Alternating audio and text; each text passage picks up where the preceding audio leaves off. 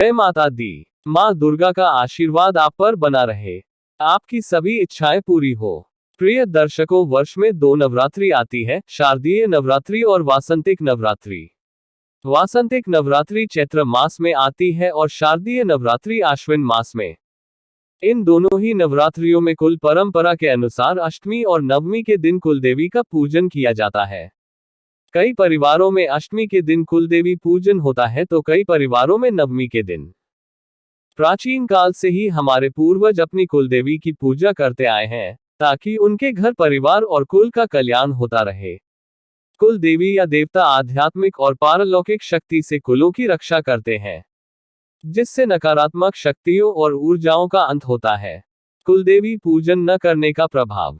कुल देवी या देवता की पूजा नहीं करने से कुछ वर्षों तक तो कोई खास अंतर दिखाई नहीं देता, परंतु धीरे धीरे जब कुल देवी या देवता का घर परिवार पर से सुरक्षा चक्र हटता है तो परिवार में दुर्घटनाएं, नकारात्मक ऊर्जा, वायव्य बाधाओं का बेरोक टोक प्रवेश शुरू हो जाता है। यही नहीं, घर परिवार की उन्नति रुकने लगती है, संस्कारों का क्षय, नैतिक पतन, कलह, अशांति का वास होने लगता है। ग्रह नक्षत्र का मेल अच्छा होते हुए भी परिवार का कल्याण नहीं होता। व्यापार में धन माया में बरकत नहीं होती। शादी विवाह में अड़चन। परिवार का वंश आगे नहीं बढ़ता, उस परिवार पर कोई न कोई संकट बना रहता है। परिवार में कोई स्वस्थ नहीं रहता, उस परिवार के किसी न किसी सदस्य कोई न कोई रोग हमेशा घेरे रहता है। कुलदेवी का पूजन न करने से पितृ दोष भी प्रभावी हो जाता है। कुलदेवी का पूजन करने के लाभ। जिन परिवारों में वर्ष की दोनों नवरात्रियों में कुलदेवी का पूजन होता है, वहां सुख समृद्धि व्याप्त रहती है, उनका वंश आगे बढ़ता है। समस्त प्रकार के ग्रहजनित दोष कुलदेवी पूजन से दूर हो जाते हैं। समयाभाव हो तो अष्टमी या नवमी जिस भी दिन आपके परिवार में कुलदेवी का पूजन होता है, उस दिन अपनी कुलदेवी का ध्यान करें और उनके निमित्त मंदिर में पूजन सामग्री भेंट करें या किसी कन्या को वस्त्र आदि भेंट करें। कुलदेवी और पितरों का क्या संबंध है? जब हम अपनी कुलदेवी की पूजा पाठ, मान सम्मान छोड़ देते हैं तो हमारे पितरों का आशीर्वाद भी हमारे ऊपर नहीं रहता। हमारी और हमारे पितरों की कुलदेवी एक ही है। जब हमारे पितृ पृथ्वी पर जीवित थे तब पूरे विधि विधान से कुलदेवी की पूजा पाठ हमारे घरों में किया जाता था।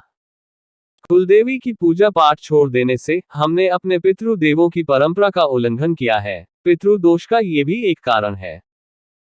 कुलदेवी और पितृदेव हमारे बुजुर्ग हैं, इनका आशीर्वाद, इनके ठंडे नेत्र वही रहेंगे जहां इनका मान सम्मान होगा।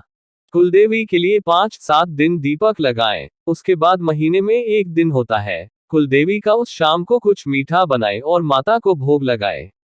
अगर कुलदेवी का पता ना हो तो भी दिन साबुत सुपारी खरीदे, सुपारी खंडित ना हो, साबुत होनी चाहिए। शुक्रवार सुबह नित्य कर्म से निपटकर पूजा के स्थान पर एक सिक्का रखें, उस पर सुपारी रखें, पास में घी का दीपक जलाएं। जल की कुछ बूंदे सुपारी को अर्पित कीजिए। सुपारी के ऊपर मौली रखकर कहिए, माताजी वस्त्र अर्पित कर रहे हैं।